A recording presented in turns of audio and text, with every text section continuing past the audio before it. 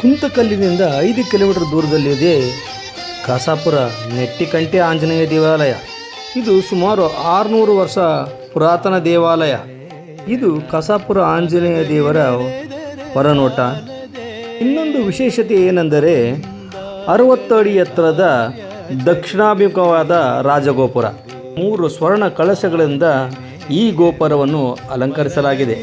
ಈ ಆಂಜನೇಯ ದೇವರು ಭಕ್ತರನ್ನು ಬಲಗಣ್ಣಿನಿಂದ ನೋಡುವುದರಿಂದ ಈ ಆಂಜನೇಯನಿಗೆ ನೆಟ್ಟಿಕಂಟಿ ಆಂಜನೇಯ ಎಂದು ಕರೆಯುತ್ತಾರೆ.